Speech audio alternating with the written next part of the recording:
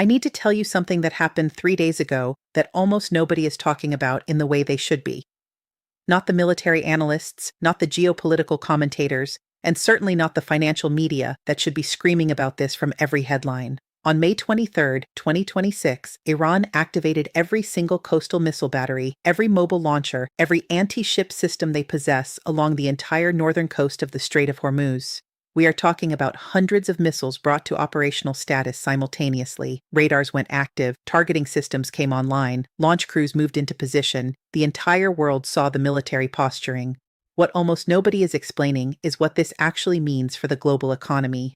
And I am going to walk you through that right now, because the gap between what you are being told and what is actually happening to the economic foundation of modern civilization has become dangerous. Subscribe to this channel right now if you want to understand how military events translate into economic consequences that will affect your job, your savings, and your cost of living. Hit that notification bell because what I am about to explain is not being covered anywhere else with this level of economic detail. Let me start with the surface event, then I will show you the economic machinery breaking beneath it. Iran positioned approximately 300 anti-ship cruise missiles along a 200-kilometer stretch of coastline. These are not symbolic weapons. The Noor missile carries a 200-kilogram warhead and has a range of 170 kilometers. The Gator extends that to 300 kilometers. The Khalij Fars is a ballistic anti-ship missile specifically designed to target aircraft carriers. The United States responded within 18 hours. The USS Dwight D. Eisenhower Carrier Strike Group, which had been operating in the northern Arabian Sea, moved directly into the strait. Not near it. Into it. Two Arleigh Burke-class destroyers positioned themselves in the narrowest section, 34 kilometers wide, well within range of every Iranian missile battery. B-52 bombers flew visible patrols from Diego Garcia. American F-35s conducted low-altitude passes along the Iranian coast. And according to multiple defense sources, at least 2 Ohio-class submarines were repositioned to launch depth off the coast of Bandar Abbas. Everyone is watching this as a military standoff. Let me tell you what this actually is. This is a direct threat to the most critical energy choke point on planet Earth, and the economic consequences of what is happening right now will reshape global trade, manufacturing, and inflation for the next decade minimum. Here is what most people do not understand about the Strait of Hormuz. This is not just another shipping lane. This is the physical artery that keeps the entire modern economy alive.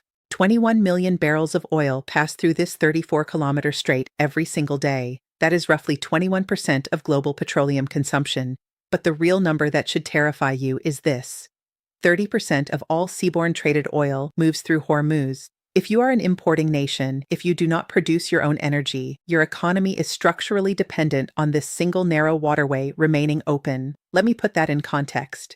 The 1973 oil embargo disrupted approximately 9% of global supply. It triggered a recession across the industrialized world, collapsed stock markets, created double-digit inflation, and restructured the entire global economic order. What we are talking about now is a potential disruption 3 times larger, but it gets worse. Hormuz is not only oil. 18% of global liquefied natural gas transits this strait. Fertilizer exports from the Gulf states, critical for global food production, move through Hormuz. Petrochemicals that feed into plastics manufacturing, pharmaceutical precursors, industrial solvents, all of it flows through this choke point. For the past 50 years, the global economy has been built on one foundational assumption. Cheap energy will always be available, and it will always flow freely through predictable routes. The Strait of Hormuz has been the most important of those routes. Iran activating its entire missile network is a direct challenge to that assumption. And if that assumption breaks, the entire economic structure built on top of it comes down. Now let us talk about what Iran actually has positioned along that coast, because the specifics matter. The Noor anti-ship cruise missile is a reverse-engineered Chinese C-802. It flies at near sea level, making it difficult for ship-based radar to detect until the final seconds. With a 200-kilogram warhead, a single hit can disable a commercial tanker. A direct hit on the engine room can sink one. The Gator missile extends the threat range to 300 kilometers. That means Iran can target vessels well before they even enter the strait. A tanker captain 200 kilometers out in the Gulf of Oman is already inside the engagement envelope. Then there is the Khalij Fars, a ballistic missile that descends from high altitude at speeds exceeding Mach 3. It was specifically designed to target American aircraft carriers. Whether it can actually penetrate a carrier strike group's layered defenses is debatable. What is not debatable is that its existence forces American naval commanders to operate under constant threat. Iran has also deployed naval mines. Not the old contact mines from World War II, these are intelligent influence mines. The standoff mine uses acoustic and magnetic sensors. It sits on the seabed, listens for the specific acoustic signature of a large vessel, detects the magnetic anomaly of a steel hull, and detonates a 200-kilogram shaped charge directly beneath the keel. These weapons do not need to score a direct hit. They create an underwater shockwave that can snap a tanker's spine. Add to that swarms of small, fast attack boats operated by the Islamic Revolutionary Guard Corps Navy. Each boat carries anti-ship missiles or rocket-propelled grenades. Individually, they are not a serious threat to a modern warship, but 20 of them attacking simultaneously from multiple vectors create a saturation problem even for advanced air defense systems. This is the military picture. Now let me show you what this means economically, country by country, because the impact is not evenly distributed. Some nations will barely feel this. Others will face economic collapse. Let us start with China, because China is the most vulnerable major economy on Earth to a Hormuz closure. China imports approximately 11 million barrels of oil per day. Of that, roughly 40%, about 4.4 million barrels daily, comes from the Gulf states and transits the Strait of Hormuz. Saudi Arabia, Iraq, Kuwait, the UAE, all of China's major suppliers in the region depend on Hormuz to get their oil to Chinese refineries. Now, China does import oil from Russia. Current flows are around 2.1 million barrels per day. But here is the math that Beijing cannot escape. Even if Russia doubled its exports to China tomorrow, which is physically impossible due to pipeline capacity limits, it would still not replace the Gulf oil flowing through Hormuz. China maintains strategic petroleum reserves equivalent to roughly 120 days of imports. That sounds like a comfortable buffer. It is not, because 120 days is not a solution, it is a countdown. If Hormuz closes today, by September, Chinese refineries will be running on fumes, and we have already seen what happens when the oil flow is disrupted. In April 2026, when the Hormuz blockade was at its peak, Chinese auto production dropped 27% in 2 weeks. Factories in Dongguan and Foshan shut down because petrochemical feedstock prices spiked so high that production became unprofitable. Workers took to the streets demanding unpaid wages. China's entire economic model is built on cheap energy in, manufactured goods out. When energy is no longer cheap, that model breaks. And we are watching it break in real time. But here's the part that should genuinely concern you. This is not just a Chinese problem, because when Chinese factories slow down, global supply chains seize up. Your smartphone, your laptop, your car, significant portions of those products or their components are manufactured in China. If Chinese production drops by 20 or 30% for an extended period, you will feel it. Not as an abstraction, but as empty shelves, delayed orders, and prices that keep rising. Now let us talk about Japan and South Korea, because their situation is even worse than China's. Japan imports 99% of its oil. South Korea imports 98%. Both nations are almost entirely dependent on Middle Eastern crude, and almost all of that crude comes through Hormuz. Japan receives roughly 3 million barrels per day from the Gulf. South Korea imports about 2.5 million barrels per day. Neither country has meaningful domestic energy production. Neither has alternative supply routes that can replace Hormuz volumes. Both maintain strategic reserves, but those reserves buy time. They do not solve the structural problem. And both economies are built on energy-intensive manufacturing. Japan produces cars, steel, chemicals, electronics. South Korea produces semiconductors, ships, petrochemicals, automobiles. All of those industries require massive continuous energy input. If the energy flow stops, production stops. If production stops, exports stop. And if exports stop, these economies, which are fundamentally dependent on selling manufactured goods to the world, go into recession immediately. Let me give you the specific number that should worry Tokyo and Seoul. If Hormuz remains contested for 6 months, both Japan and South Korea will face GDP contractions exceeding 8%. That is not a recession. That is an economic crisis that will take years to recover from. Now we move to India, and here the story gets more complex because India is both victim and opportunist in this scenario.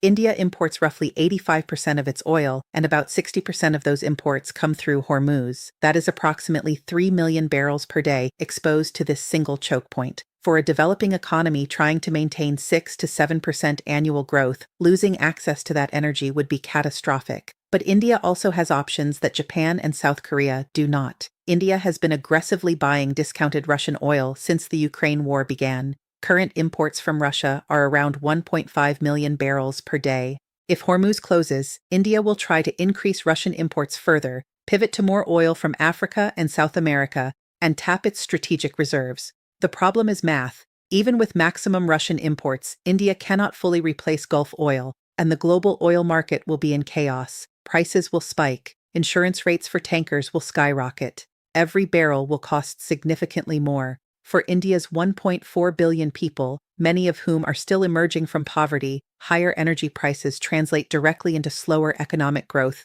higher food prices because fertilizer costs rise, and increased inflation that erodes purchasing power. This is not an abstract economic problem. This is hundreds of millions of people struggling to afford basic necessities. Let me tell you about Europe now, because Europe's vulnerability is different, but just as serious. Europe imports roughly 15% of its oil through Hormuz.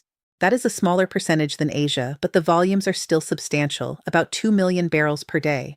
More importantly, Europe imports significant liquefied natural gas from Qatar, and 100% of that LNG transits the Strait of Hormuz. Europe has spent the past 4 years desperately trying to reduce dependence on Russian energy. They built LNG import terminals, signed long-term contracts with Qatar and the United States, and restructured their entire energy supply chain. A Hormuz closure would undermine all of that effort. Qatari LNG cannot reach Europe if Hormuz is closed. American LNG is already being redirected to Asia to fill the gap left by Gulf oil. European natural gas prices, which finally stabilized in late 2025, would explode again. And European industry, particularly in Germany, which depends on cheap energy for chemicals, steel, and manufacturing, would face another devastating cost shock. Here is the scenario European policymakers are privately terrified of. Hormuz closes, Asian buyers outbid Europe for every available LNG cargo, natural gas prices in Europe double or triple, and European heavy industry, already struggling with high energy costs, simply shuts down and moves production to the United States or Middle East where energy is cheaper. This is not speculation. This is the economic logic of energy-intensive industries. They go where energy is cheapest. If Europe cannot provide affordable energy, those industries leave.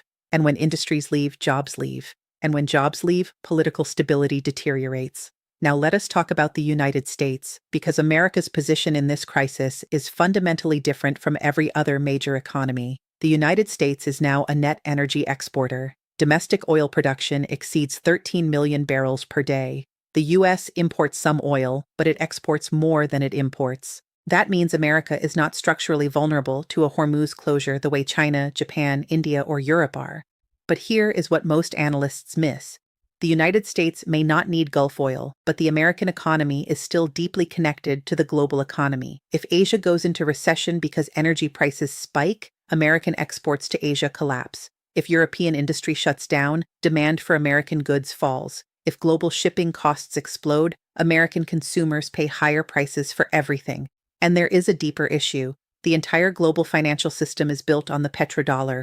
Oil is priced in US dollars. That creates continuous demand for dollars, which allows the United States to run enormous budget deficits and trade deficits without facing a currency crisis.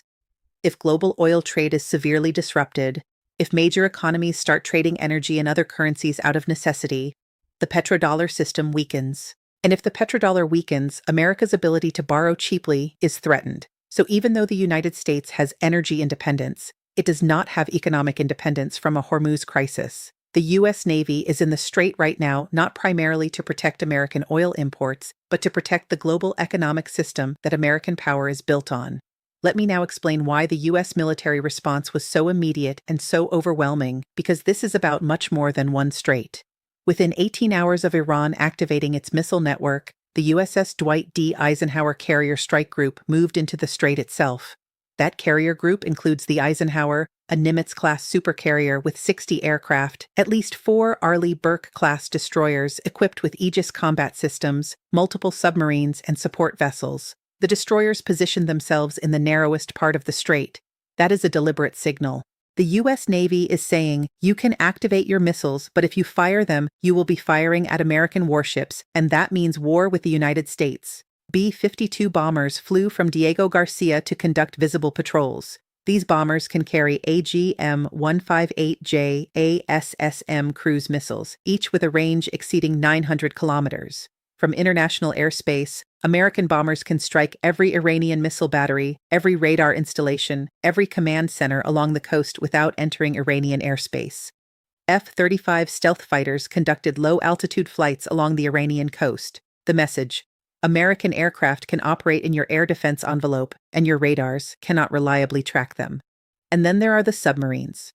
Ohio-class guided missile submarines carry 154 Tomahawk cruise missiles each. If 2 submarines are on station, that is over 300 cruise missiles that can be launched simultaneously from underwater positions that Iran cannot detect or target.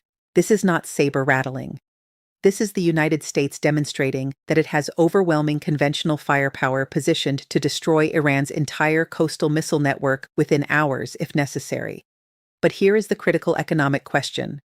Why is America willing to risk military confrontation to keep Hormuz open? The answer is brutally simple. If Hormuz closes for an extended period, the global economy goes into a depression. Not a recession. A depression. Oil prices would exceed $200 per barrel within weeks. Global trade would contract by 15 to 20%. Inflation would spike into double digits across most of the world. Dozens of countries would face currency crises, debt defaults, and political instability.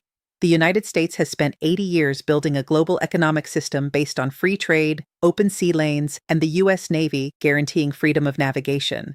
Allowing Iran to close the Strait of Hormuz would be an admission that America can no longer uphold that system. And if that system collapses, American global power collapses with it. So the U.S. is not defending Hormuz because America needs the oil. The U.S. is defending Hormuz because the entire architecture of American power depends on the global economy functioning, and the global economy cannot function if 21 million barrels of oil per day and 18% of global LNG stop flowing. Now let me show you the math of why this situation cannot continue indefinitely. Iran's economy is collapsing. Inflation is running above 40% annually. The rial has lost more than 90% of its value against the dollar since 2018. Oil exports, which once exceeded 2.5 million barrels per day, are now below 500,000 barrels per day due to sanctions. Government revenue has collapsed. The regime is printing money to cover budget deficits, which is driving inflation even higher. The Iranian leadership is under immense internal pressure.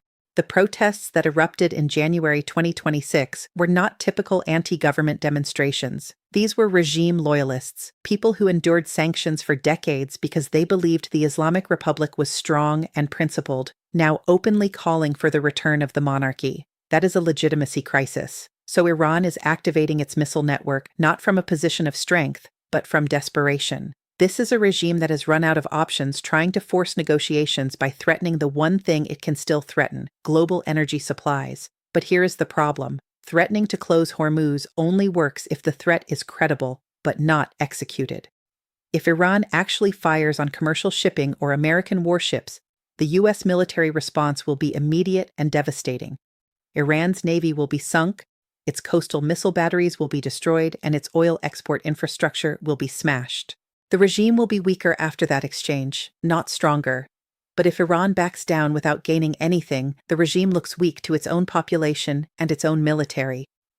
The IRGC commanders who have been publicly questioning the supreme leader's decisions will have even more reason to doubt the leadership. This is a trap of Iran's own making. They escalated to forced negotiations, but the escalation has only put them in a position where any outcome, whether they fire or back down, weakens the regime.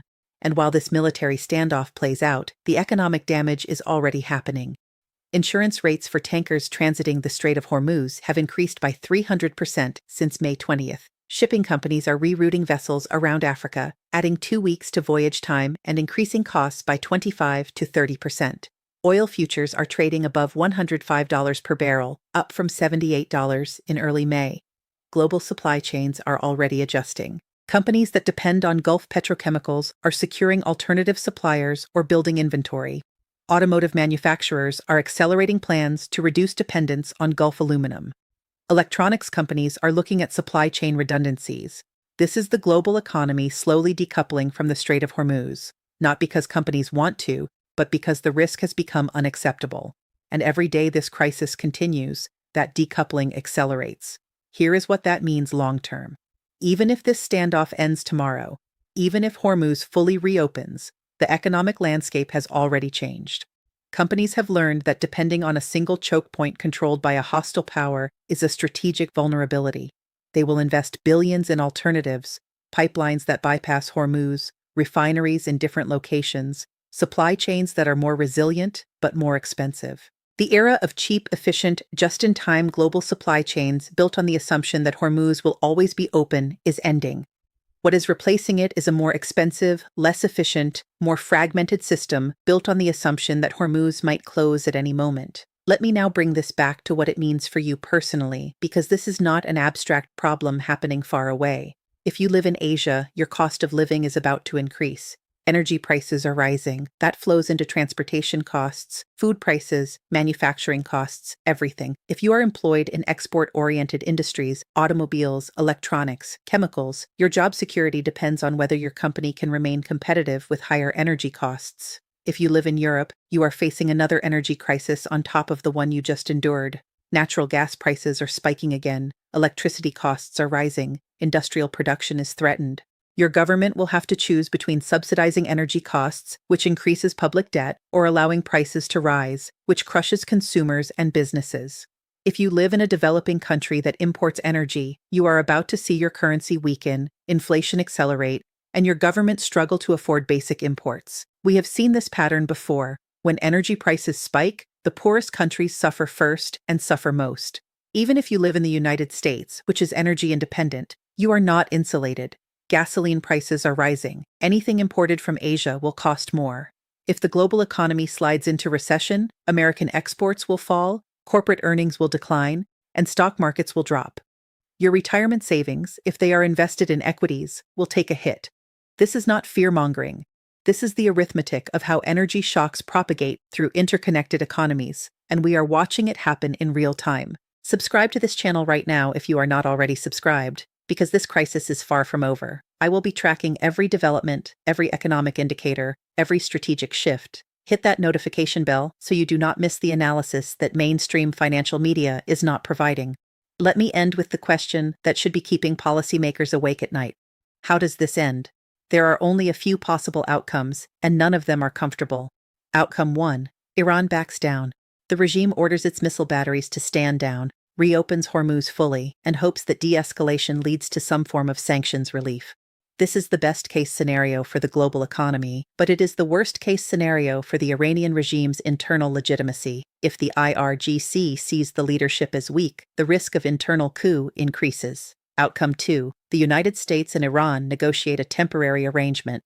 Hormuz reopens partially under some kind of international monitoring. Sanctions are slightly eased. This is a face-saving compromise, but it does not solve the underlying problem. Iran remains economically desperate, and the U.S. remains committed to preventing Iranian nuclear development. The crisis is postponed, not resolved. Outcome 3. Iran fires on commercial shipping or American vessels, and the United States retaliates with overwhelming force. Iran's military infrastructure is severely damaged, the regime is weakened, but Hormuz remains contested for weeks or months. The global economy goes into a sharp recession. Oil prices exceed $150 per barrel. This is the scenario that central banks and finance ministers are privately preparing for. Outcome 4. The situation escalates into a broader regional conflict involving Israel, Saudi Arabia, and potentially other actors. Hormuz remains closed for an extended period. The global economy enters a depression comparable to the 1930s. This is the nightmare scenario that nobody wants to talk about publicly, but everyone is modeling privately. I am not predicting which outcome will occur. I am showing you that all of the realistic outcomes involve significant economic pain. The only variable is how much pain and for how long. And here is the deeper truth that nobody wants to acknowledge. The world you grew up in, the world of cheap energy, cheap goods, and globalized supply chains, that world was built on a foundation of American military power guaranteeing open sea lanes and free trade. That foundation is now being tested in the Strait of Hormuz, and whether it holds or cracks will determine what the global economy looks like for the next 20 years. Iran activated its missile network.